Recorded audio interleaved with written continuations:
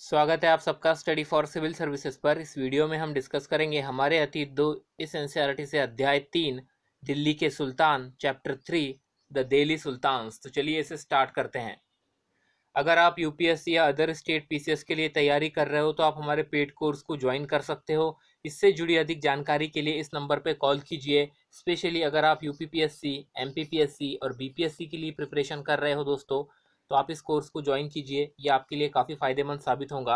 इससे जुड़ी अधिक जानकारी के लिए इस 85 वाले नंबर पर आप कॉल कीजिए। इस 78 वाले नंबर पर आप सिर्फ टेलीग्राम मैसेज कर सकते हो। स्टडी फॉर सिविल सर्विसेज के टेलीग्राम चैनल को ज्वाइन कीजिए, लिंक डिस्क्रिप्शन में दी गई है। पहले हम देखते हैं दोस्तों कि दिल्ली के जो शासक थे और कौन से समय में ये होकर गए हैं। ठीक है, राजपूत डायनेस्टीज। तोमर, ये अर्ली 12th सेंचुरी की बात है, 1165। अनंग अनंगपाला 1130 से लेकर 1145। चौहान 1165 से लेकर 1192। पृथ्वीराज चौहान 1175 से लेकर 1192। ठीक है, स्पेशली पृथ्वीराज चौहान का टाइम पीरियड यहाँ पर मेंशन किया गया है। ये 1175 से लेकर दोस्तों 1192 तक थे। नेक्स्ट देखते हैं, नेक्स्ट डायनेस्टी है दोस्तों अर्ली टर्किश रूलर 1206 से लेकर 1290। राइट, इसमें आते हैं कुतुबुद्दीन ऐबक 1206 से लेकर 1210 तक। शमशुद्दीन इल्तमश 1210 से लेकर 1236 तक।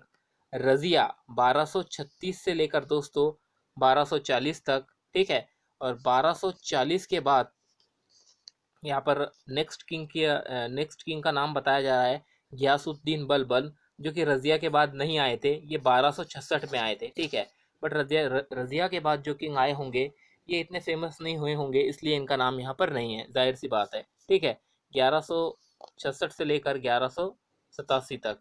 Trick 1266 to 1287, Ghiyasuddin Balban. Next देखते हैं दोस्तों खलजी डायनेस्टी 1290 से लेकर 1330 तक, 1320 तक। ठीक है, 1320 तक। जलालुद्दीन खिलजी 1290 से लेकर 1296 तक।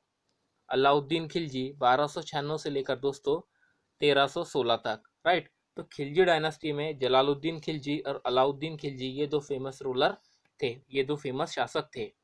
तुगलक डायनेस्टी 1320 से लेकर 1414। राइट, तुगलक डायनेस्टी हमें 1320 से लेकर 1414 तक के पीरियड में देखने को मिलती है दोस्तों। इसके फेमस रूलर्स अगर आप देखें तो गियासुद्दीन तुगलक 1220 से लेकर 1320 से लेकर 1324। मोहम्मद तुगलक 1324 से लेकर 1351। फिरोज शाह तुगलक 1351 से लेकर 1388।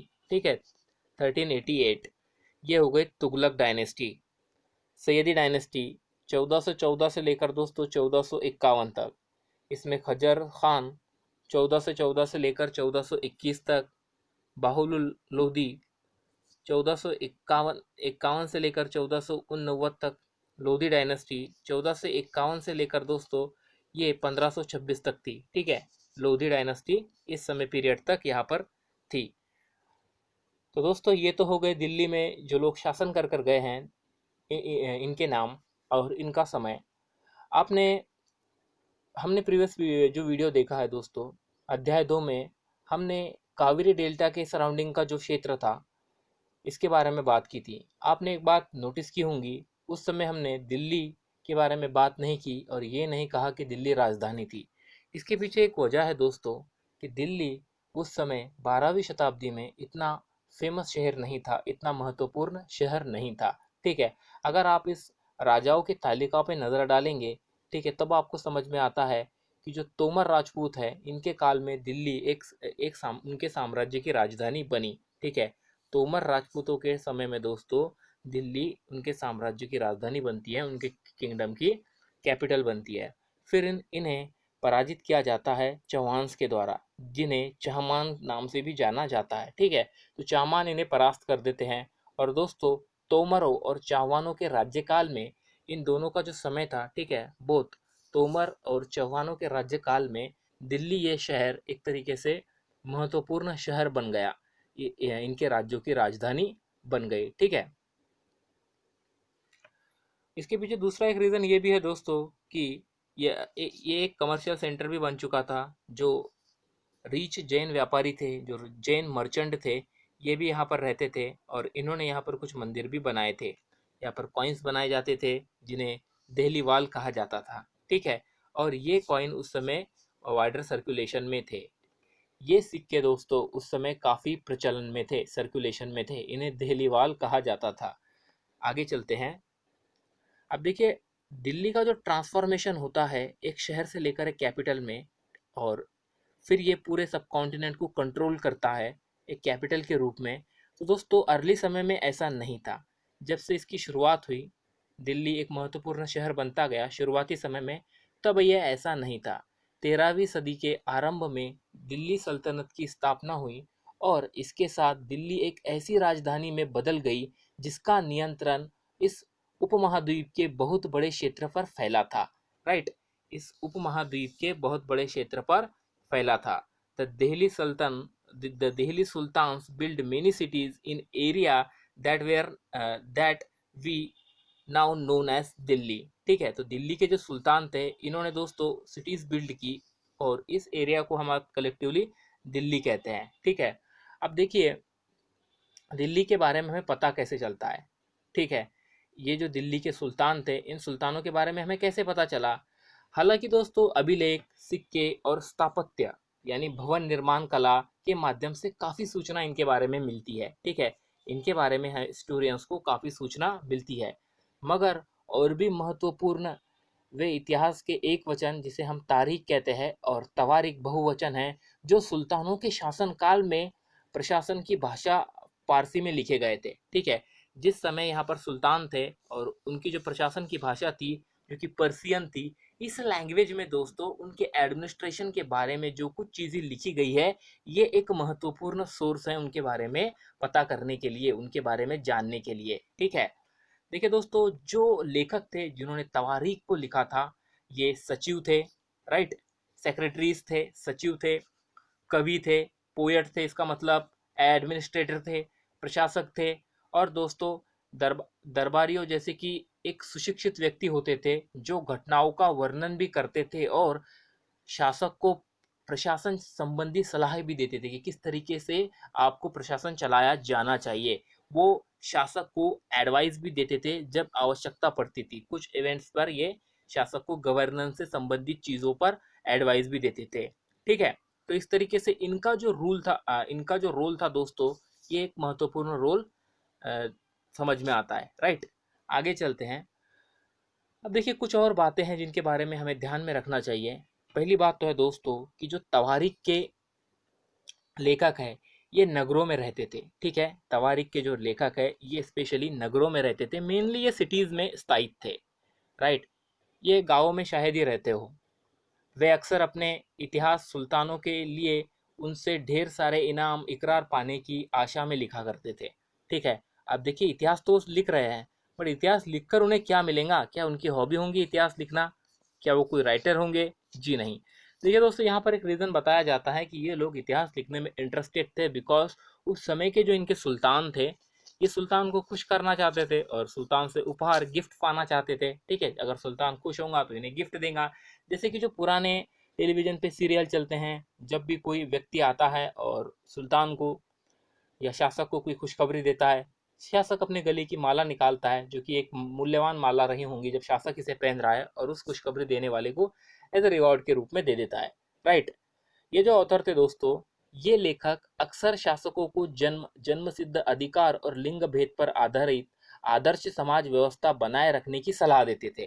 ठीक है, ये एक शासक को इन शासकों को ये लोग कुछ एडवाइस देते थे, जैसे कि दोस्तों जन्म सिद्ध अधिकार, आपका जन्म हुआ है तो आपके पास जन्म सिद्ध अधिकार है कि आप रूल कीजिए, लिंग भेद पर आधारित चीज़ों को बनाए रखिए। इस तरीके की सलाह ये लोग उन शासकों को देते थे। उनके विचार से सारे लोग सहमत नहीं होते थे, बट दोस्तों their idea was not shared by everybody. पहली बात आप ये समझ लीजिए कि ये जो लोग थे जो राजा के करीब थे, सुल्तान के करीब थे, सुल्तान को एक तरह से हम क्या कह सकते हैं कि सुल्तान को सलाह देते थे, राय देते थे, मशवरा देते थे, एडवाइस करते थे, बट सारे ही लोग इनसे सहमत नहीं थे, इनसे इत्तेफाक नहीं रखते थे। बर्थ राइट प्रिविलेजेस अर्थात जन्म सिद्ध अधिकार, दोस्तों जन्म के आधार पर विशेष अधिकार का दावा, claimed on account of birth, right. उदाहरण के तौर पे आप देख सकते हैं कि लोग मानते थे कि कुलीन व्यक्तियों को कुछ खास परिवारों में जन्म लेने के कारण शासन करने का अधिकार विरासत में मिलता है। ऐसी भी उस समय लोगों की मान्यताएं थी। लिंग भेद, जेंडर डिस्टिंक्शंस, राइट। लिंग भेद मतलब जेंडर डिस्टिंक्शंस, स्त्रियों तथा पुरुषों के बीच सामाजिक तथा शारीरिक रचना संबंधी अंतर है। आमतौर पर यह तर्क दिया जाता था दोस्तों कि ऐसे अंतर के कारण पुरुष स्त्रियों की तुलना में श्रेष्ठ होते हैं, ठीक है। Usually these differences are used to argue that man superior to the woman। तो इस तरीके की बातें भी उस समय कही जाती थी, right. From garrison to the empire, the expansion of Delhi Sultanat. Garrison से दोस्तों दिल्ली सल्तनत का एक एक्सपांशन होता है। एक तरीके से देखा जाए तो मतलब गैरिसन शहर से लेकर साम्राज्य तक दिल्ली सल्तनत का कैसा होता है एक्सपांशन, ठीक है। अब देखिए दोस्तों यहाँ पे हिंटरलैंड, ये एक शब्द है। इस शब्द का अर्थ होता है कि भीतरी प्रदेश, किसी शहर या बंदरगाह के आसपास के इलाके जो उस शहर के लिए वस्तुओं और सेवाओं की पूर्ति करते हैं, राइट। जो उस शहर के लिए वस्तु और सेवाओं की पूर्ति करते हैं, ये हो गया हिंटरलैंड। और गैरिसन टाउन, देखिए दोस्तों ये जो गैरिसन टाउन है ये एक किलेबंद जगह है जहाँ पर सैनिक रहते हैं, ठीक है। या यूँ कहे कि एक ऐसा स्थान है, एक ऐसी सेटलमेंट है जो फोर्टिफाइड है और स्पेशली यहाँ पर सोल्जर्स रहते हैं, ठीक है। तो ये दो चीज़ों के बारे में हमने जान लिया, एक तो है हिंटरलैंड और दूसरा है गैरिसन टाउन, गैरिसन के शहर। देखिए दोस्तों 13वीं शताब्दी के आरंभिक वर्षों में, in the early 13th century, Delhi के सुल्तानों का शासन गेरिसनों के निवास के लिए बने मजबूत किलेबंद शहरों से परे शायद ही ज़्यादा फैला हुआ हो, ठीक है। मतलब ये ज़्यादा एक्सपांड उस समय नहीं किया हुआ था, ठीक है। इसकी एक लिमिटेशन थी, शहरों से संबंध लेकिन उनसे दूर भीतरी प्रदेश, ठीक है, हिंटरलैंड जिसे हम कहते हैं, राइट, हिंटरलैंड जिसे हम कहते हैं, उन पर नियंत्रण न के बराबर था और इसीलिए उन्हें आवश्यक सामग्री, रसद आदि के लिए व्यापार, कर या लूटमार पर ही निर्भर रहना पड़ता था, ठीक है। इसीलिए दोस्तों उन्हें पैसे के लिए कुछ चीज़ों पे निर्भर रहना पड़ता था, जैसे कि ट्रेड कर सकते हैं, ये व्यापार करते थे, राइट। इसके अलावा कर का एक माध्यम था, ट्रिब्यूट का एक माध्यम था, ये लूटमार करते थे। इन सब चीज़ों पे इन लोगों को रहना पड़ता था बिकॉज हिंटरलैंड तक इनका कंट्रोल नहीं था, इतने मजबूत उस समय ये शासक नहीं थे, राइट। तो दोस्तों दिल्ली से सुदूर बंगाल और सिंध के जो गैरिसन शहरों का नियंत्रण बहुत ही कठिन था, ठीक है। जो बंगाल और सिंध का इलाका है जो कि दिल्ली से काफ़ी दूर है, इसे दिल्ली से उस समय कंट्रोल करना एक्सट्रीमली डिफिकल्ट था, राइट। ये इतना आसान नहीं था। क्यों क्यों आसान नहीं था दोस्तों? इसके पीछे एक रीज़न है, ये इसलिए आसान नहीं था बिकॉज ये जो एरिया है ये एरिया दिल्ली से काफ़ी दूर था, राइट। रिबेलियन, बगावत होती थी, बगावत की जाती थी, युद्ध होते थे, वॉर, यहाँ तक कि खराब मौसम से भी उनसे संपर्क के नाजुक सूत्र छिन्न भिन्न हो जाते थे, ठीक है। बैड वेदर कंडीशन में भी दोस्तों जो फ्रजाइल कम्युनिकेशन के रूट थे, जो नाजुक कम्युनिकेशन के रूट थे, ये डिस्टर्ब हो जाते थे, राइट। शासन को अफगानिस्तान से आने वाले हमलावरों और उन सूबेदारों से बराबर चुनौती मिलती रहती थी, ठीक है। स्टेट को चैलेंज मिलता था दोस्तों, मंगोल जो इन्वेजन किया करते थे अफगानिस्तान से, और उनके जो गवर्नर हुआ करते थे ये भी समय समय पे अटैक करते रहते थे, ठीक है। तो इनसे भी इस सल्तनत को एक तरीके से चुनौती मिलती थी। जो ज़रा सी कमज़ोरी का आभास मिलते ही विद्रोह का झंडा खड़ा कर देते थे। और देखिए दोस्तों अगर थोड़ा सा भी कमज़ोरी अगर उस समय होती थी तो एक तरीके से विद्रोह का झंडा खड़ा हो जाता था, विद्रोह के लिए जगह मिल जाती थी, ठीक है। Its expansion occurred during the reign of Ghiyasuddin Balban, Alauddin Khilji and Mohammad Tughlaq, ठीक है। इन चुनौतियों के चलते सल्तनत बड़ी मुश्किल में थी, ठीक है। और इस वजह से दोस्तों अगर हम देखें तो इस सल्तनत का विस्तार किन लोगों के रेजिम में हुआ, तो गियासुद्दीन बलबन के रेजिम में, मतलब इनका यहाँ पर नाम है, अलाउद्दीन खिलजी का नाम है और मोहम्मद तुगलक का नाम है। इनके राज्यकाल में ये जो सल्तनत थी इसका विस्तार होता है, ठीक है। इनके राज्यकाल में सल्तनत का विस्तार होता है। The first set of campaign along the internal frontier of the Sultanate aimed at consolidating the hinterland of the garrison towns. सल्तनत के भीतरी सीमाओं में जो अभियान चले उनका लक्ष्य था कि गैरिसन शहरों की जो पृष्ठभूमि में स्थित भीतरी क्षेत्रों की स्थिति है, गैरिसन भूमि के पृष्ठभूमि में स्थित जो भीतरी शहरों की परिस्थिति है, भीतरी शहरों की स्थिति है, उसे मजबूत करना। ठीक है। इन अभियानों के दौरान, इन अभियानों के समय में गंगा यमुना के दोआब से जंगलों को साफ कर दिया गया और शिकारी संग्रहों को तथा चरवाहों को उनके पर्यावरण से खदेड़ दिया गया। ठीक है। देखिए दोस्तों, पेजेंट जो वहाँ पर हुआ करते थे, इन्हें बाद में इनकरेज किया गया, बिकॉज गंगा यमुना का ये जो एरिया था, दोआब था, यहाँ पर जो लोग पहले रहा करते थे, जो कि चरवाहे थे, ठीक है, हंटर गैदरर थे, इन्हें इस एरिया से एक्सपेल कर दिया गया। और बाद में देखिए, ये ज़मीन किसानों को दे दी गई और कृषि कार्य करने के लिए इन्हें प्रोत्साहन दिया गया।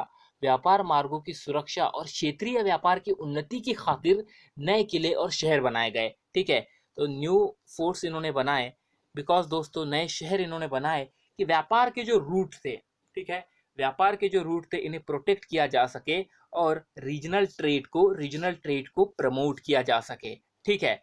आगे चलते हैं दोस्तों। दूसरा विस्तार दिल्ली की बाहरी सीमा पर हुआ था। दूसरा विस्तार दिल्ली के बाहरी सीमा पे हुआ था। किस तरह से हुआ था? देखिए दोस्तों, military expeditions into the southern India started during the reign of Alauddin Khilji and culminated with the Mohammad Tughlaq. दक्षिण भारत को लक्ष्य करके सैनिक अभियान शुरू किए गए और ये अभियान मोहम्मद तुगलक के समय में अपनी चरम सीमा पर पहुंचे। इन अभियानों में सल्तनत की सेनाओं ने हाथी, घोड़े, गुलाम और मूल्यवान धातु पर अपने कब्जे में ले लिए। ये जो कैंपेन्स चलाए गए साउथ इंडिया की ओर, इन कैंपेन्स में दोस्तों ये जो आर्मी थी सल्तनत की, इस आर्मी ने एलिफेंट्स, हॉर्सेस, स्लेव्स, इन लोग और जो प्रेसियस मौल्यवान जो पत्थर थे, मौल्यवान जो धातु थे, ये अपने कब्जे में लिए, इन्हें कैप्चर्ड कर लिया। ठीक है। और by the end of Mohammad Tughlaq's reign in 150 years, Mohammad Tughlaq का जो दोस्तों रेन था, जब इसका अंत हो रहा था, after somewhat humble beginning, the army of the Delhi Sultanate had marched across a large part of the subcontinent. This had defeated rival armies and seized their cities. The Sultanate collected taxes from the peasantry and dispensed justice in its realm. But how complete and effective was its control over such of the vast territory? Right. ठीक है। दिल्ली सल्तनत की सेनाओं की शुरुआती अपेक्षाकृत कमजोरी थी, मगर 150 वर्ष के बाद, शुरुआती समय में अगर हम देखें दोस्तों, तो ये इतने सशक्त नहीं थे, इतने पावरफुल नहीं थे। ठीक है। बिगिनिंग समय में एक तरीके से ये कमज़ोर थे। ठीक है। बट शुरुआती 150 वर्ष के बाद Mohammad Tughlaq, sorry not Mughal, its Mohammad Tughlaq के राज्यकाल के अंत तक, मोहम्मद तुगलक का जो राज्यकाल था, इनका जो रेन था, इसके अंत तक इस महाद्वीप का एक विशाल क्षेत्र इसके युद्ध अभियान के अंतर्गत आ चुका था, सल्तनत के युद्ध अभियान के अंतर्गत आ चुका था। इसने शत्रुओं की सेनाओं को परास्त किया था और शहरों पर कब्जा किया था। इसके सूबेदार और प्रशासक मुकदमों में फैसले सुनाते थे और दोस्तों साथ ही किसानों से कर वसूल करते थे। ठीक है। ये लोग मुकदमों के फैसले सुनाते थे, किसानों से कर वसूल करते थे, जस्टिस दिया करते थे, टैक्स को कलेक्ट किया करते थे। लेकिन इतने विशाल क्षेत्र पर इनका नियंत्रण किस सीमा तक था और कितना प्रभावी था, ये अब हमारे सामने सवाल है। ठीक है। अब यहाँ पर दोस्तों मस्जिद के बारे में बात करते हैं। ठीक है। मस्जिद के बारे में यहाँ पर कुछ चीज़ें बताई गई है। ये एक अरबी शब्द है मस्जिद, जिसे हम मॉस्क्यू कहते हैं, एक अरेबिक वर्ड है दोस्तों। इसका लिटरली अर्थ होता है, इस शब्द का अर्थ होता है ऐसा स्थान जहाँ मुसलमान अल्लाह की आराधना में सजदा करते हैं। और सजदा किस तरह से किया जाता है दोस्तों? घुटने और माथे को टेक कर करते हैं। जामा मस्जिद या मस्जिद जामी वह मस्जिद है, ये वह मस्जिद होती है जहाँ अनेक मुसलमान एकत्र होकर साथ साथ नमाज पढ़ते हैं। नमाज की रस्म के लिए सारे नमाजियों में से सबसे अधिक सम्माननीय और विद्वान पुरुष को इमाम के रूप में चुना जाता है। इमाम शुक्रवार की नमाज के दौरान धर्मोपदेश अर्थात खुतबा भी देता है। नमाज के दौरान मुसलमान मक्का की तरफ मुंह करके खड़े होते हैं। भारत में मक्का पश्चिम की ओर पड़ता है। मक्का की ओर मक्का की ओर की दिशा को किबला कहा जाता है। ठीक है, मक्का की ओर की जो दिशा होती है दोस्तों, इसे किबला कहा जाता है। राइट। तो ये हमने मस्जिद के बारे में कुछ बातें जानी जो कि बुक में हमारे साथ शेयर की गई थी। ठीक है। दिल्ली सल्तनत build several mosques in all over the subcontinent. देखिए दोस्तों, दिल्ली सल्तनत ने महाद्वीप पर उपमहाद्वीप पर अनेक मस्जिदें बनवाई। राइट। इससे एक मैसेज गया, एक चीज़ को इन्होंने डिमॉन्स्ट्रेट किया कि ये लोग इस्लाम और मुस्लिम्स के प्रोटेक्टर हैं। ठीक है। समान आचार संहिता और आस्था का पालन करने वाले श्रद्धालुओं के परस्पर एक समुदाय से जुड़े होने का बोध उत्पन्न करने में भी मस्जिद सहायक थी। एक समुदाय का अंग होने के बोध को प्रबल करना जरूरी था, क्योंकि मुसलमान अनेक भिन्न भिन्न प्रकार की पृष्ठभूमियों से आते थे। ठीक है। बिकॉज मुसलमान का जो बैकग्राउंड था दोस्तों, ये वैरायटी, मतलब एक जैसा सेम बैकग्राउंड नहीं था, भिन्न भिन्न बैकग्राउंड से ये लोग आते थे। मॉस्की ऑफ जमली कमली बिल्ट इन द लेट 1520, और एक मॉस्क्यू का यहाँ पर नाम दिया गया है जो 1520 में बिल्ड की गई थी। ठीक है। अब हम जो खिलजी थे और तुगलक थे, जो खिलजी और तुगलक डायनेस्टीज थी, इनका जो अंतर्गत प्रशासन था, इसके बारे में देखते हैं, एक क्लोजर लुक देखते हैं। ठीक है। The administration and consolidation under the Khiljis and Tughlaq. Delhi सल्तनत जैसे विशाल साम्राज्य के समेकन के लिए विश्वसनीय सूबेदारों तथा प्रशासकों की ज़रूरत थी। ठीक है। एक तरीके से आपको रिलायबल गवर्नर और एडमिनिस्ट्रेशन की आवश्यकता थी दोस्तों। अगर आपको इतने वास्ट एम्पायर को, इतने वास्ट एरिया को जो कि दिल्ली सल्तनत के अंडर आता था, इसे कंट्रोल करना है, इसे एडमिनिस्टर करना है तो। ठीक है। दिल्ली के आरंभिक सुल्तान विशेषकर इल्तमश सामंतों और जमींदारों के स्थान पर अपने विशेष गुलामों को सूबेदार नियुक्त करना अधिक पसंद करते थे। तो देखिए दोस्तों, यहाँ पर एक बात कही गई है कि शुरुआती समय के जो सुल्तान थे, ये लाइक इल्तमश, ये सामंत सामंत की जो प्रक्रिया चल रही थी कि लैंड लॉर्ड होंगे, बिग लैंड लॉर्ड होंगे, उनके ज़रिए टैक्स को कलेक्ट किया जाएगा, ये सब प्रक्रियाओं में ये ज़्यादा विश्वास नहीं रखते थे। और अपने जो स्लेव्स होते थे, जो कि इन्होंने परचेज किए थे, ठीक है, ये इनके मिलिट्री का एक पार्ट भी होते थे, इनमें इनका ज़्यादा विश्वास था। इन गुलामों को फारसी में बंदगाह कहा जाता था। ठीक है। इन गुलामों को पर्सियन में बंदनगन कहा जाता था। ओके। तथा इन्हें सेना की सेवाओं के लिए खरीदा जाता था। उनके राज्य के कुछ बहुत ही महत्वपूर्ण राजनीतिक पदों पर काम करने के लिए बड़ी सावधानी से इन लोगों को ट्रेन किया जाता था। ठीक है। बड़ी सावधानी से इन लोगों को ट्रेन किया जाता था, बिकॉज इन्हें प्रशिक्षण दिया जाता था। कुछ महत्वपूर्ण इंपॉर्टेंट पॉलिटिकल ऑफिसर्स पर भी ये लोग होते थे। आप यहाँ पर देख सकते हो, मोस्ट इंपॉर्टेंट पॉलिटिकल ऑफिसर्स को भी ये लोग हेल्ड किया करते थे, ये जो गुलाम होते थे जिन्हें खरीदा जाता था। ठीक है। वे चूंकि पूरी तरह अपने मालिक पर निर्भर होते थे। अब देखिए दोस्तों, गुलाम है, मालिक के सिवा तो इनका कोई नहीं है, इसीलिए सुल्तान भी विश्वास करके उन पर निर्भर हो सकते थे। वो डिपेंड थे अपने मास्टर पे, जो कि सुल्तान था, और सुल्तान इस बात को अच्छे से जानता था, इसीलिए सुल्तान भी इन पर विश्वास करता था। राइट।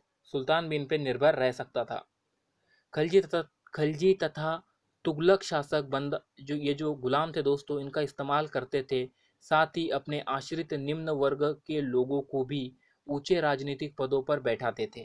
ठीक है। जो इनके आश्रित लोग होते थे, इन्हें भी बड़ी जो पोस्ट होती है यहाँ तक पहुँचाते थे। बट ये गुलामों का इस्तेमाल ज़्यादा करते थे।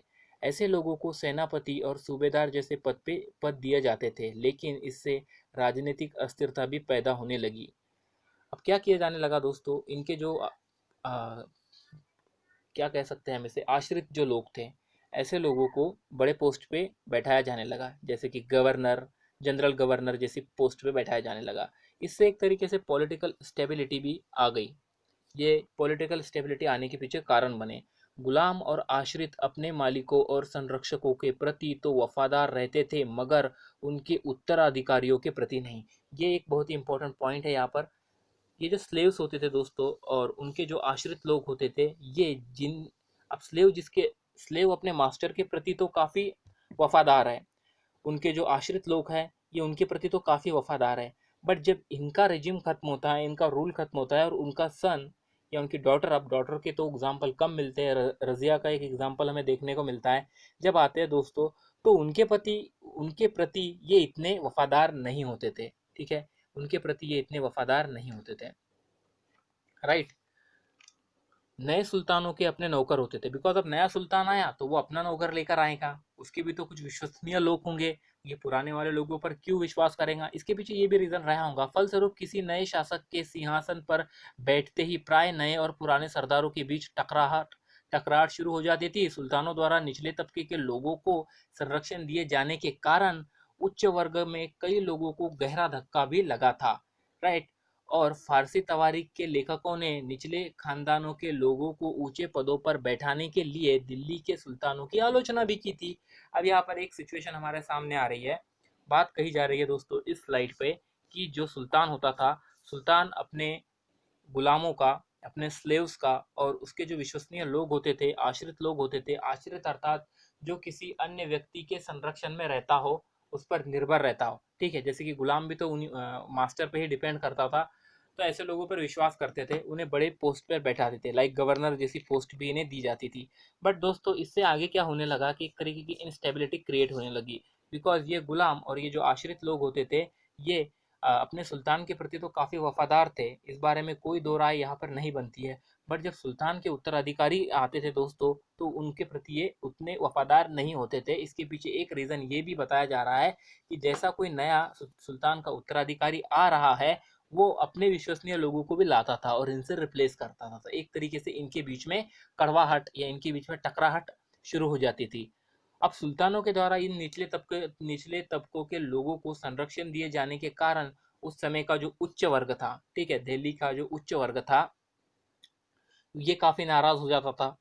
और तवारीख लिखने वाले लेखकों ने तो ये भी कहा है दोस्तों, एक तरीके से सुल्तानों की इस डिसीजंस की वजह से आलोचना भी की है, सुल्तान को क्रिटिसाइज करने का काम भी किया है, राइट। आगे चलते हैं, फिर आगे हम बात करते हैं दोस्तों कि पहले वाले सुल्तानों की ही तरह खलजी और तुगलक शासकों ने भी सेना नायकों को भिन्न भिन्न आकार के इलाके सूबेदारी के रूप में नियुक्त किए। अब ये क्या इन्होंने क्या किया दोस्तों, अपने जो मिलिट्री कमांडर्स थे, अपने जो गवर्नर्स थे, इन्हें पहले के जो शासक जिस तरीके से रूल कर रहे थे उसी सिस्टम का यूज़ किया और इन्हें डिफरेंट डिफरेंट टेरिटरीज में अलग अलग एरिया में अपॉइंट किया, राइट। इन्हें वहाँ पर अपॉइंट किया जाने लगा। इस इलाके को इक्ता कहते थे, ये जो लैंड था जहाँ इन्हें अपॉइंट किया जाता था, इस लैंड को इक्ता कहते थे। और इन्हें संभालने वाले अधिकारी को इक्तदार कहते थे, जो इस लैंड एरिया को कंट्रोल करेगा, एडमिनिस्टर करेगा अपने सुल्तान के लिए, उसे इक्तदारी या मुक्ति कहते थे, राइट। यहाँ पे दो शब्द है, उसे इक्तदार या मुक्ति कहा जाता था। मुक्ति का फर्ज था कि सैनिक अभियानों का नेतृत्व करना और अपने इक्तों में, मतलब जो एरिया उसके अंडर कंट्रोल आ रहा है, कानून और व्यवस्था बनाए रखना। ठीक है, ये इसकी ड्यूटी का पार्ट था। मुक्ति की ड्यूटी का पार्ट था दोस्तों कि मिलिट्री कैंपेन किया जाए, लॉ एंड ऑर्डर को मेंटेन किया जाए, जो इक्ता इसके अंडर कंट्रोल में आता है इस पर। ओके, अपनी सैनिक सेवाओं के बदले वेतन के रूप में मुक्ति अपने इलाकों से राजस्व की वसूली किया करता था। अब देखिए दोस्तों, ये अपनी सर्विसेज अपने सुल्तान को दे रहा है, इन रिटर्न में इसे सुल्तान के द्वारा क्या मिल रहा है, तो राजस्व की वसूली करने की जिम्मेदारी भी इसे दी जा रही है। राजस्व के रूप में मिली रकम में से वे अपने सैनिकों को भी तनख्वाह देते थे। ठीक है, तो दोस्तों राजस्व के रूप में जो रकम मिल रही थी, ये इस रकम को अपने जो सैनिक होते थे, जो इनके पार्ट में जो इनके एक तरीके से प्रशासन संभालने का एक महत्वपूर्ण घटक थे, उन्हें भी तनख्वाह दी जाती थी, उन्हें भी पेमेंट किया जाता था। ठीक है, मुफ्ती लोगों पर काबू रखने का सबसे प्रभावी तरीका यह रहता था कि उनका पद वंश परंपरा से न चले और उन्हें कोई भी इक्ता थोड़े थोड़े समय के लिए मिले।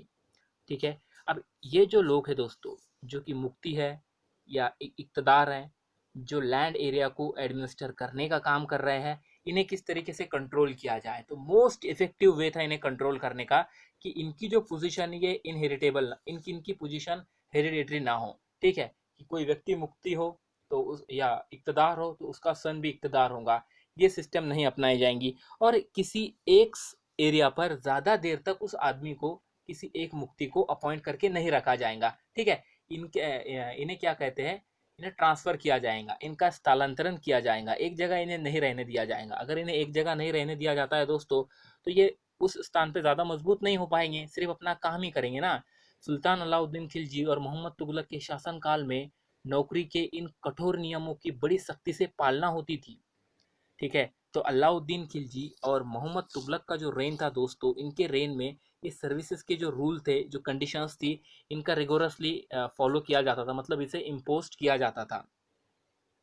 मुफ्ती लोगों द्वारा एकत्रित किए गए राजस्व की रकम का हिसाब लेने के लिए राज्य द्वार लेखा अधिकारी नियुक्त किए गए थे।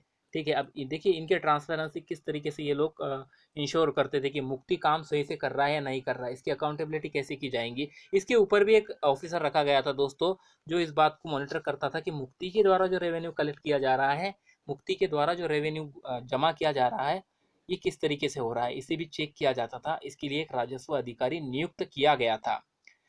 Right. Care was taken that the mukti collected only the taxes prescribed by the state and that he kept the required number of soldiers। एक बात का दोस्तों यहाँ पर खासा ध्यान रखा गया था कि जो मुफ्ती हैं ये उतना ही कर वसूल करे जितना कर वसूल करने के लिए स्टेट ने कहा है, और उतनी ही सेना को रखे, उतनी ही सेना को रखे जितनी सेना रखना आवश्यक है। ठीक है, मतलब मुफ्ती पर पूरी तरीके से अपने सुल्तान का कंट्रोल था। अगर ये ज़रूरत से ज़्यादा कर वसूल करता तो ये भी शक्तिशाली होता, मुफ्ती भी पावरफुल बनते चले जाते, जैसे कि सामंत के महासामंत बनते गए और बाद में महामंडलेश्वरा, मतलब जो सराउंडिंग एरिया को कंट्रोल करने वाला लॉर्ड जिसे कहा जाता है, ऐसा बनता गया। ऐसा इस चीज़ को रोका गया ऐसे मेजर्स को लेकर, मतलब ऐसे स्टेप्स को लेकर कि भाई जितने उतने ही सोल्जर आप रखोगे, जितने सोल्जर की रिक्वायरमेंट है उतना ही टैक्स आप कलेक्ट करोगे, उतना रेवेन्यू आप जमा करोगे जितना रेवेन्यू स्टेट चाहता है कि आप लोग जमा करें। ठीक है, तो दोस्तों जब दिल्ली के सुल्तान शहर से दूर आंतरिक इलाकों को भी अपने अधिकार में ले आए, तो उन्हें भूमि के स्वामी सामंतों और अमीर अमीर जमींदारों को भी अपनी सत्ता के आगे झुकने को बाध्य कर दिया। राइट। जब दिल्ली सल्तनत ने हिंटरलैंड को भी अपने अंडर कंट्रोल में ले आए, तो दोस्तों जो लैंड चिफ्टेंस होते थे, ठीक है, और जो सामंता ऑटोक्रेट होते थे, इन इन जैसे रीच लोगों को भी इन्होंने अपनी अथॉरिटी के अंदर इंक्लूड किया, मतलब इन्हें भी मजबूर होना पड़ा इनके आगे झुकने के लिए, मतलब हथियार डालने के लिए। Alauddin Khilji, the state brought the assessment and collection of land revenue under its own control। ठीक है, अलाउद्दीन खिलजी के शासनकाल में भू राजस्व के निर्धारण और वसूली के कार्य को राज्य अपने नियंत्रण में ले आया। राइट, राज्य इस कार्य को अपने नियंत्रण में ले आया, its own under control. Okay, next है दोस्तों कि the right of the local chieftains to levy taxes were cancelled and they were also force to pay taxes. Right, देखिए इनके जो राइट थे, स्थानीय सामंतों से कर लगाने का अधिकार छीन लिया गया कि आप अब कर नहीं लगाओगे, बल्कि दोस्तों इन्हें खुद भी अब कर चुकाना पड़ेगा, और इन्हें कर चुकाने के लिए फोर्स्ड किया गया, इन्हें कर चुकाने के लिए बाध्य किया गया। राइट। देखिए दोस्तों, सुल्तान के प्रशासकों ने जमीन की पैमाइश की और इसका हिसाब बड़ी सावधानी से रखा। जो सुल्तान के एडमिनिस्ट्रेटर थे दोस्तों, इन्होंने ज़मीन को मेजर्ड किया, ज़मीन को इन लोगों ने गिना, और इसके जो डॉक्यूमेंट थे, ठीक है, जिसमें ये बात पता चल जिस जिस डॉक्यूमेंट से ये बात पता चल रही थी कि ज़मीन कैसी है, कितनी ज़मीन कहाँ है, इसे काफ़ी केयरफुली रखा गया था। ठीक है, कुछ पुराने सामंत और ज़मींदार राजस्व के निर्धारण और वसूली अधिकारी के रूप में सल्तनत की नौकरी करने लगे। उसे उसे उस समय तीन तरह के ये लोग होते थे। अब खुद देखिए, जो चीफ्टेंस थे, लैंडलॉर्ड्स थे, ये लोग दोस्तों सल्तनत में अब एक रेवेन्यू कलेक्टर के रूप में काम करने लगे, और ये तीन तरह के लोग होते थे।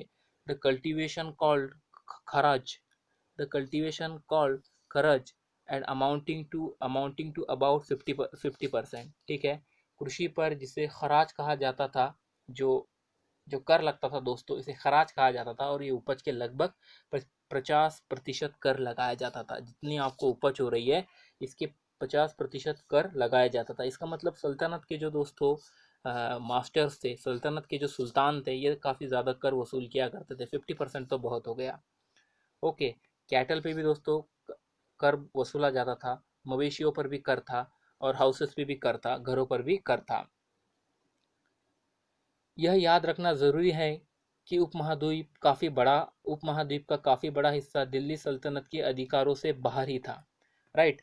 एक बात आप यहाँ पे इम्पोर्टेंट बात है जिसे आपको रिमेंबर कीजिए कि दिल्ली सल्तनत का जो एरिया था दोस्तों, इस एरिया में उपमहाद्वीप का सब कॉन्टिनेंट का ज़्यादातर हिस्सा नहीं आता था। काफ़ी हिस्सा, लार्ज पार्ट इनके अंडर कंट्रोल में नहीं था। और एक तरीके से डिफ़िकल्ट था दोस्तों कि बंगाल जैसे एरिया को दिल्ली से आप कंट्रोल कर सके।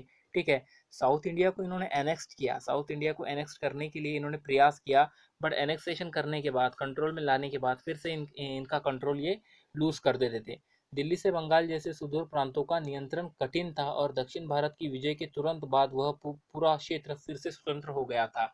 यहाँ तक कि गंगा के मैदानी इलाकों में भी घने जंगलों वाले घने जंगले वाले ऐसे क्षेत्र थे दोस्तों जिनमें बैठने के सुल्तान की सेनाएं अक्षम थी।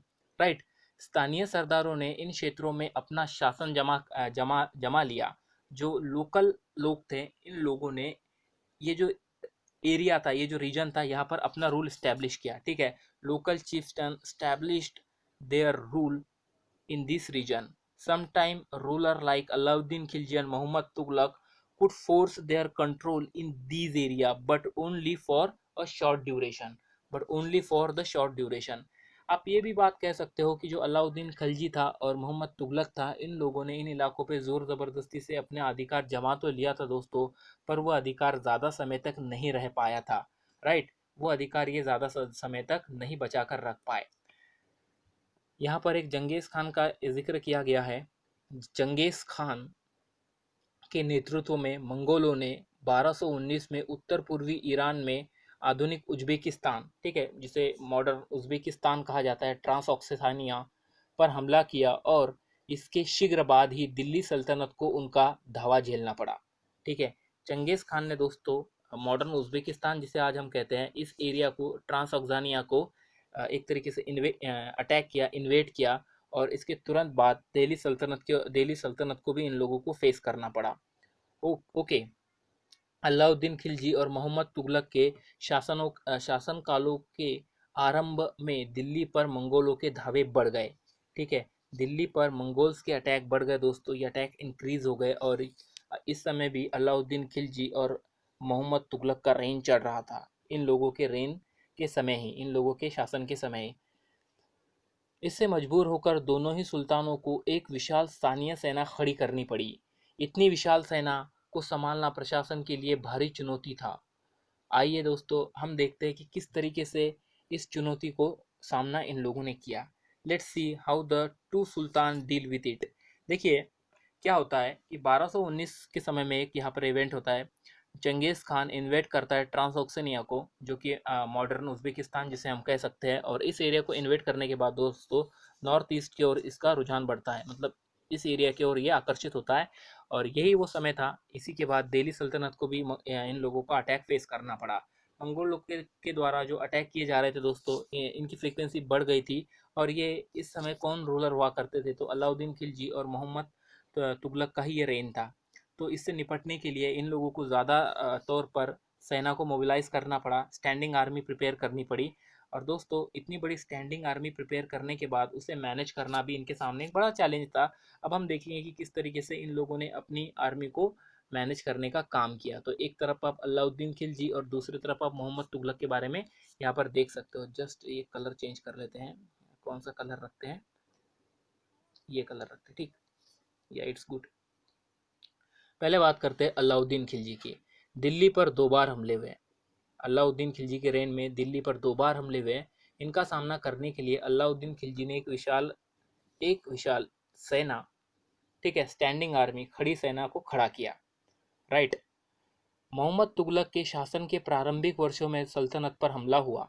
जब मोहम्मद तुगलक के शासन के प्रारंभिक वर्ष थे दोस्तों, उस समय सल्तनत पे हमला हुआ। मोहम्मद तुगलक को अपनी सेना की शक्ति और अपने संसाधनों पर इतना विश्वास था कि उसे ट्रांसऑक्सानिया पर आक्रमण की योजना बना ली। एक स्थायी सेना तैयार करना उसका आक्रामक कदम था। ठीक है दोस्तों, इसने तो उन पर ही अटैक करने की सोची। ठीक है। अलाउद्दीन खिलजी ने अपने सैनिकों के लिए सीरी नामक एक नया गैरिसन शहर बनाया। अलाउद्दीन खिलजी क्या करता है दोस्तों, अपनी सैनिकों के लिए एक न्यू गैरिसन शहर को कंस्ट्रक्ट करता है। उसका नाम सीरी रखा जाता है फॉर हिज सोल्जर। नया गैरिसन शहर बनाने के स्थान पर दिल्ली के 4 शहरों में से सबसे पुराने शहर दिल्ली एक कुना को निवासियों से खाली करवा कर वहां सैनिकी छावनी बनवा दी। पुराने शहर के निवासियों को दक्षिण में बनी नई राजधानी दौलताबाद भेज दिया गया। ठीक है, तो इस तरीके का स्टेप मोहम्मद तुगलक ने लिया। राइट। उसके बाद अगर देखते हैं दोस्तों, तो नेक्स्ट क्या किया जाता है अलाउद्दीन खिलजी की ओर से, सैनिकों के पेट भरने की समस्या को, अर्थात इनके खाने पीने की समस्या को किस तरह से इन लोगों ने डील किया।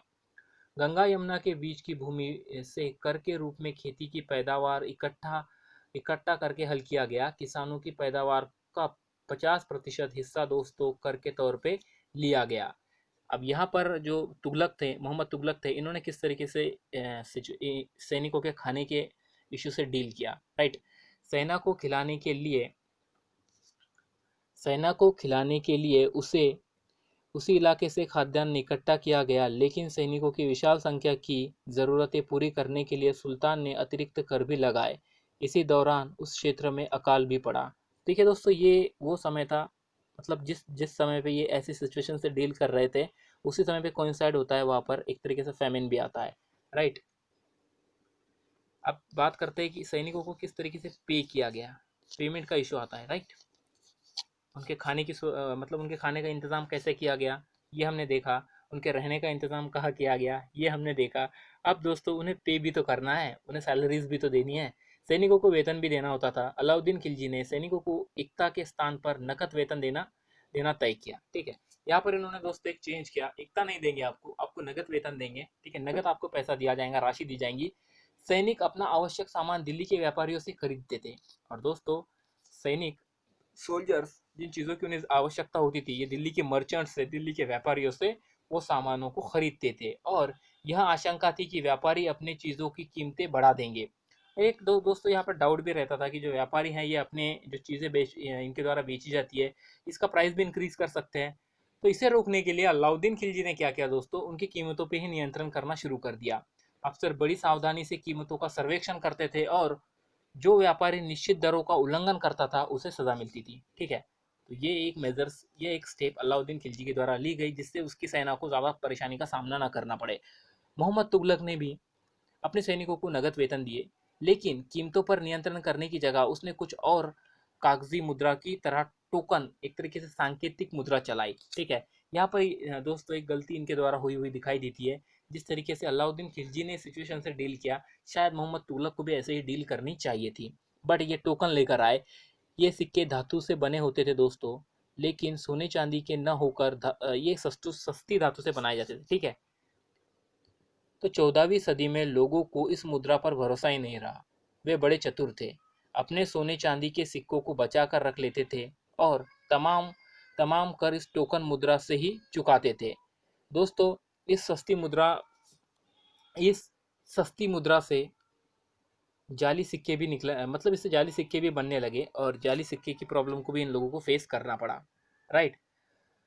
अब बात करते हैं दोस्तों कि किस तरीके से प्रशासकीय कदम इन लोगों ने उठाए। अलाउद्दीन के प्रशासनिक कदम काफ़ी सफल रहे और इतिहासकारों ने कीमतों में कमी और बाजार में वस्तुओं की कुशलता से आपूर्ति के लिए उसके शासनकाल की बहुत प्रशंसा की है।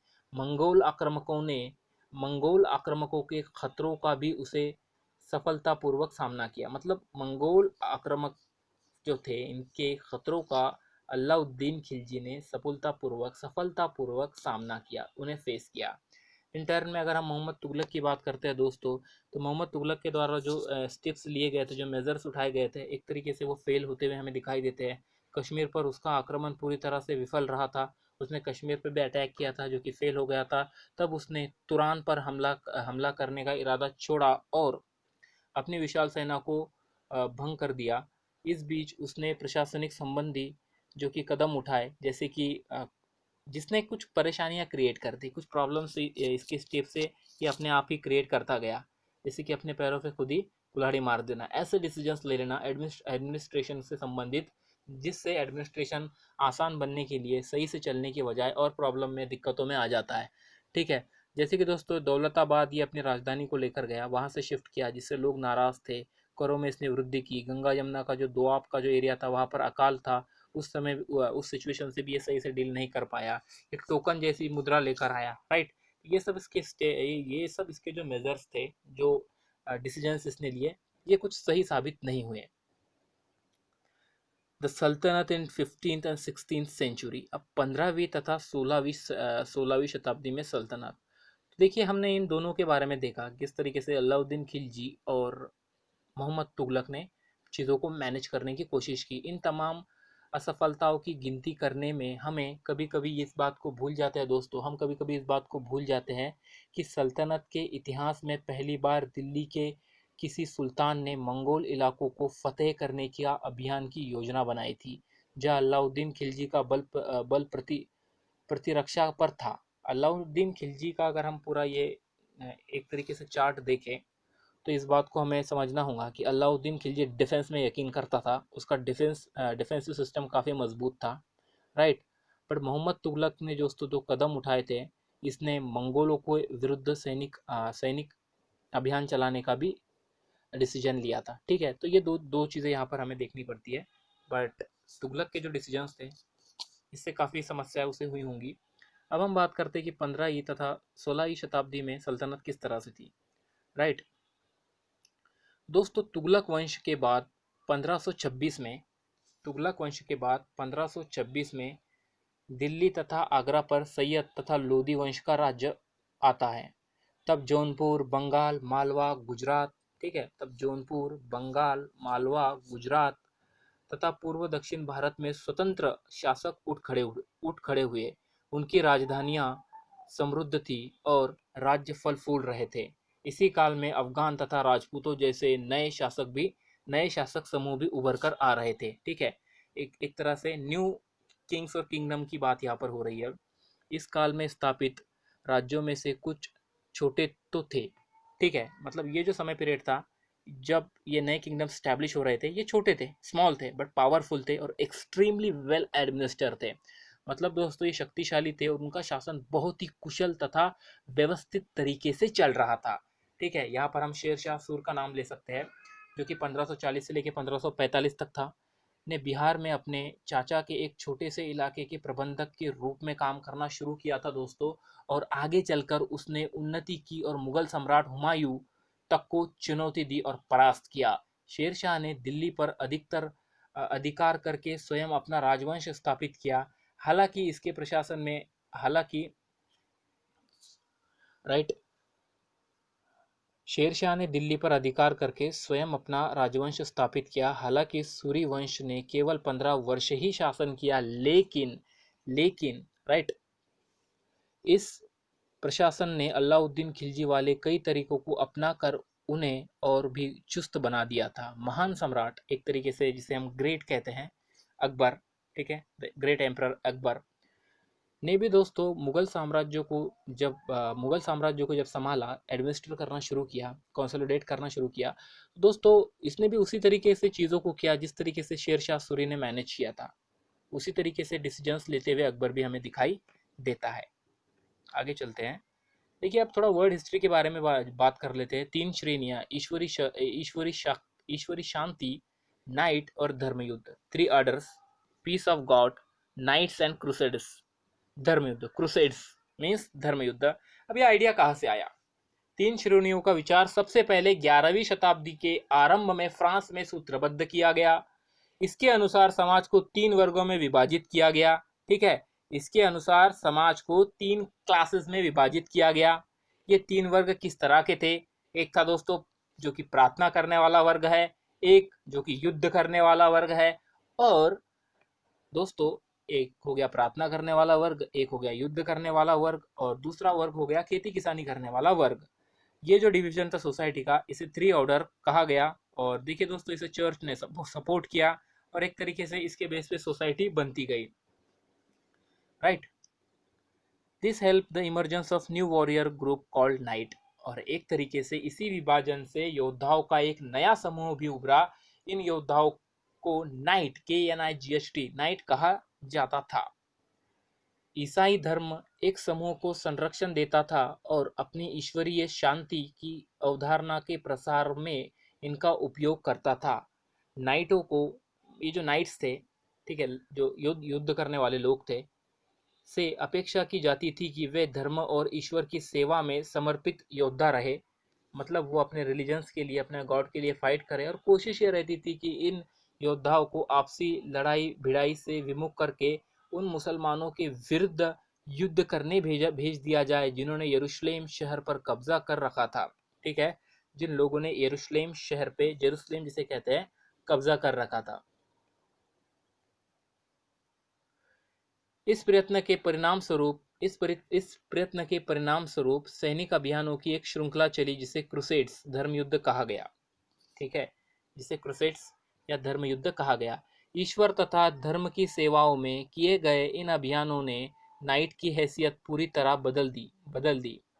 पहले इन नाइट्स की गिनती कुलीन में नहीं होती थी, मगर फ्रांस में 11वीं सदी के अंत तक दोस्तों, और जर्मनी में एक तरीके से सिचुएशन ऐसी बदली कि योद्धाओं को भी एक तरह से मतलब इनका स्टेटस बदला। और 12वीं सदी तक अगर हम देखें तो कुलीन वर्ग के लोग भी नाइट कहलाना चाहने लगे थे। मतलब जब तक ये लोग इस सिचुएशन का पार्ट नहीं थे, ठीक है, इस ऑर्डर्स का पार्ट नहीं थे, उनका स्टेटस काफ़ी इतना अच्छा नहीं था। बट जब इस ऑर्डर का ये पार्ट बनते हैं तो इनके दिन पलट जाते हैं। अब देखिए, इसमें कुछ चीज़ें दी गई है जो कि मैंने लास्ट में इंक्लूड की है। एक्चुअली 50 मिनट से ज़्यादा हो गया होगा, बट आप देख रहे होंगे तो इसे भी एक बार इसमें इंक्लूड कर लेते हैं। 13वीं सदी के इतिहासकार फ़क्र मुदब्बिर ने लिखा था। क्या लिखा था? राजा का काम सैनिकों के बिना नहीं चल सकता। पहली बात, सैनिक वेतन के बिना नहीं जी सकते। वेतन आता है किसानों से एकमात्र किए गए राजस्व, मतलब एकत्रित किए गए राजस्व से। मगर किसान भी राजस्व तभी चुका सकेंगे जब वे खुशहाल और प्रसन्न होंगे। ऐसा तभी हो सकता है जब राजा न्याय और ईमानदार प्रशासन को बढ़ावा दे। देखिए दोस्तों, कितनी सही तरीके से बहुत बड़ी बात को कुछ लाइंस में इस व्यक्ति ने यहाँ पर रेखांकित किया है, लिखा है। इसमें ये कहते हैं कि राजा का काम सैनिकों के बिना नहीं चल सकता, सैनिक वेतन के बिना काम नहीं कर सकते। वेतन तभी मिल सकता है जब किसानों के द्वारा राजस्व मिले। किसान राजस्व तभी दे सकते हैं जब किसान खुश होंगे, और किसान को खुश रखना एक राजा की जिम्मेदारी है। और किसान तभी खुश रह सकते हैं जब राजा न्याय और ईमानदारी को बढ़ावा दे। रज़िया के बारे में मिनाज सिराज के विचार।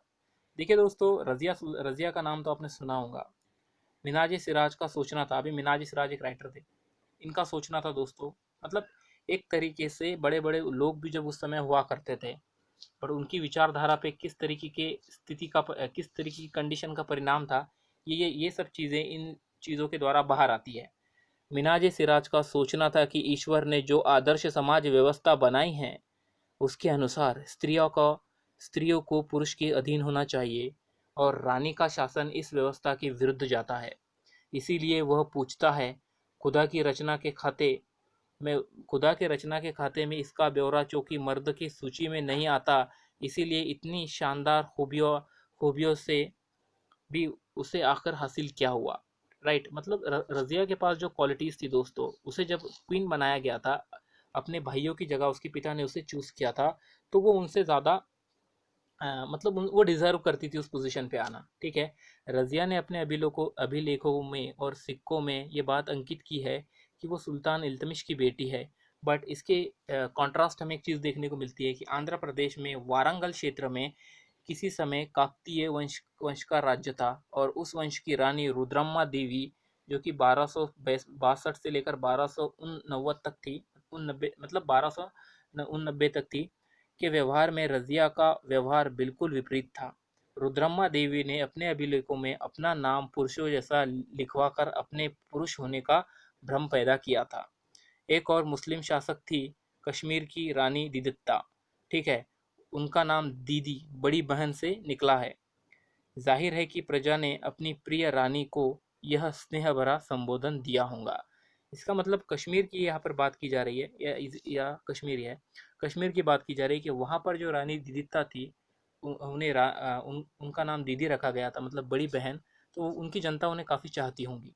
तो यहाँ पर इस समय के मतलब 1700 साल से लेकर 1750 साल के बीच का जो इतिहास हम देख रहे हैं, तो दोस्तों अब तक हम तीसरे चैप्टर तक पहुँचे हैं और इसमें हमें जो महिला प्रशासकों के नाम यहाँ पर आते हैं, तो इसमें रज़िया है, इसमें रुद्रम्मा देवी का नाम आता है और इसमें दोस्तों रानी इदित्ता का नाम आता है। ठीक है, तो ये पता होना चाहिए आपको, इसीलिए मैंने ये मेंशन किया। बेटों से बढ़कर गुलाम, सुल्तान को सलाह दी जाती थी कि ये सुल्तान के लिए एक तरह से एडवाइस थी, जिस गुलाम को हमने पाला पोसा और आगे बढ़ाया उसकी हमें देखभाल करनी चाहिए, क्योंकि तकदीर अच्छी हो तभी पूरी ज़िंदगी में कभी कभी ही योग्य और अनुभवी गुलाम मिलते हैं। बुद्धिमानों का कहना है कि योग्य और अनुभवी गुलाम बेटे से भी बढ़कर होता है। सुल्तान मोहम्मद तुगलक के अधिकारी जन, सुल्तान मोहम्मद तुगलक के अजीज़ खुमार नामक कलाल मतलब शराब बनाने और बेचने वाला, फिरोज़ हज्जाम मतलब नाई का काम करने वाला, मन का तब्बाख नामक बावर्ची और लड्ढा, तथा पीरा नामक माली मतलब मालियों का काम करने वाला, माली जो काम करते हैं ये काम करने वाला को दोस्तों प्रशासन में अच्छे पदों पर रखा गया था। 14वीं शताब्दी के मध्य के इतिहासकार जियाउद्दीन बर्नी ने इन नियुक्तियों का उल्लेख एक तरीके से कहा है कि राजा देखिए किस तरीके के शब्दों का प्रयोग किया गया है बर्नी के द्वारा, अल बिरनी के द्वारा। वो कहता है कि सुल्तान के राजनीतिक विवेक का नाश और शासन करने की अक्षमता के उदाहरण के रूप में आप इसे देख सकते हो। मतलब देखिए हमने देखा था कि अपने जो स्लेव्स होते थे और अपने जो मतलब वो लोग जो इनके अधीन हैं, जिन लोगों का इनके सिवा कोई नहीं है, सम्राट के सिवा, आई मीन सुल्तान के सिवा कोई नहीं है, उन्हें बड़े बड़े पदों पर नियुक्त किया जाता था। और यहाँ पर कुछ उदाहरण दिए गए हैं जहाँ पर शराब बनाने वाले को, एक नाई को, ठीक है, इसके अलावा एक बावर्ची को, माली को मोहम्मद तुगलक ने बड़े बड़े पदों पर रखा था।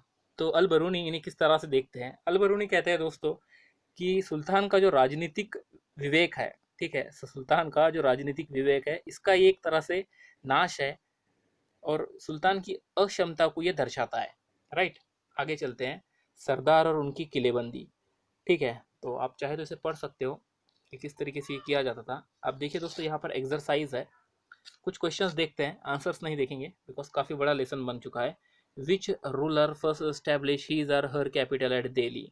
तो भाई दिल्ली में कौन से रूलर ने सबसे पहले इसकी कैपिटल स्टैब्लिश की? तो आपने देखा था कि जो राजपूत और तोमर डायनेस्टीज ने इसकी शुरुआत की थी। What was the language of administration under the Delhi सल्तनत? भाई दिल्ली सल्तनत के अंडर कौन सी लैंग्वेज थी जिसका यूज़ किया जाता था? तो देखिए दोस्तों पर्शियन लैंग्वेज थी जिसका यूज़ किया जाता था एडमिनिस्ट्रेशन को चलाने के लिए। इन हुस रेन डिड द सल्तनत रीच इट्स फारथेस्ट एक्सटेंट? तो भाई किसके रेंज में सल्तनत एक तरह से काफ़ी आगे चली गई थी? ये मोहम्मद तुगलक का रेन था दोस्तों। Right, from which country did Ibn Battuta travel to India? अब इब्न बतूता के बारे में भी यहाँ पर कुछ इन्फॉर्मेशन दी गई है, वो हमने हमारे लेसन में नहीं इंक्लूड किया है। तो इब्न बतूता मोरक्को से इंडिया आए थे। According to the, its right, Ibn Battuta traveled to India from Morocco. Yeah, it's absolutely right. According to the Circle of Justice, why was it important for military commander to keep the interest of the peasantry in mind? ठीक है, देखिए दोस्तों यहाँ पर ये बात कही गई है कि जो कमांडर होते थे पर्टिकुलर सर्कल के और जो किसान होते थे, किसानों का हित इनके माइंड में क्यों होना चाहिए था? ठीक है दोस्तों, इनकी जो सैलरीज होती थी कमांडर्स की, ये आती कहाँ से थी? ये राजस्व से आती थी। राजस्व कौन देता था? राजस्व पेजेंट देते थे। अब राजस्व पेजेंट कब दे पाएंगे दोस्तों? जब वो खुशी रहेंगे और प्रॉस्परस रहेंगे। तो इसीलिए इनके माइंड में इन्हें एक तरीके से इनके इंटरेस्ट के प्रति काम करना रहता था। What is mean by the internal and external frontier of the सल्तनत? ठीक है, इंटरनल फ्रंटियर ऑफ द सल्तनत consisted of the hinterland, okay, hinterland इसमें आता है, of the garrison town. The external frontier refer to the unconquered territory especially in the southern part of the subcontinent. देखिए दोस्तों internal में वो area आ गया जो इनके डायरेक्ट अंडर कंट्रोल में है और एक्सटर्नल में वो एरिया आ गया जो इनके अंडर कंट्रोल में नहीं था। What were the steps taken to ensure that Muktis perform their duties? Why do you think they may have wanted to defy the order of the Sultan? देखिए दोस्तों यहाँ पर एक बात कही गई कि जो मुक्तीस या जो मुक्तीस को इक़्तिदार जो थे ये किस तरीके से सही से अपना काम कर सके, अपनी ड्यूटी कर सके, कैसा मतलब कैसे इंश्योर हुआ जा सकता था। देखिए दोस्तों, इसके लिए कुछ स्टेप्स लिए गए थे कि ये इनका ऑफिस ज़्यादा देर तक एक समय पे न एक ही स्थान पे न रहे, इन्हें स्थलांतरित करते रहे और इनकी जो पोस्ट है ये हेरिडेटरी ना हो। ये कुछ स्टेप्स थे। What was the impact of Mongol invasion on the Delhi सल्तनत? तो मंगोल इन्वेजन का दिल्ली सल्तनत पे क्या इम्पैक्ट हुआ? देखिए दोस्तों, मंगोल इन्वेजन का दिल्ली सल्तनत पे इम्पैक्ट खासा अलग हमें दिखाई देता है। मतलब एक तरीके से इसका इम्पैक्ट हमें दिखाई देता है कि काफ़ी सारी चीज़ें इन्हें चेंज करनी पड़ी। इन्हें एक बड़ी स्टैंडिंग आर्मी प्रिपेयर करनी पड़ी। अब देखिए दोस्तों, आर्मी के को रखने के लिए जगह चाहिए, तो इन्हें एक नए नए नई जगह से क्रिएट करना पड़ा। जैसे कि मोहम्मद तुगलक ने पुरानी जगह पर ही आर्मी रखी थी। अलाउद्दीन खिलजी ने एक नया नया गैरिसन टाउन अपने आर्मी के लिए बनाया था। इसके अलावा दोस्तों, अब इन्हें फीड भी करना है, इनके लिए खाने पीने का बंदोबस्त भी करना है आर्मी के लिए। वो किस तरीके से किया गया, इन्हें पेमेंट भी करना है। उस प्रॉब्लम को कैसे सॉल्व किया गया कि टैक्सेस काफ़ी बढ़ा दिए गए, 50% टैक्स रखे गए, ठीक है। और तुगलक ने तो अपनी राजधानी भी एक तरह से शिफ्ट कर ली थी, दिल्ली से वो दौलताबाद चला गया था, ठीक है। तो इस तरीके की चीज़ें हमें देखने को मिलती है। आगे चलते हैं। तो दोस्तों, यहाँ पर रिविजन्स के लिए कुछ स्लाइड्स मैंने इंक्लूड की थी, बट अब हम मुझे नहीं लगता कि इतना डिटेल देखने के बाद कुछ इसकी रिवीजन करने की आवश्यकता है। इस लेसन में अंत तक बने रहने के लिए बहुत बहुत धन्यवाद। Thank you.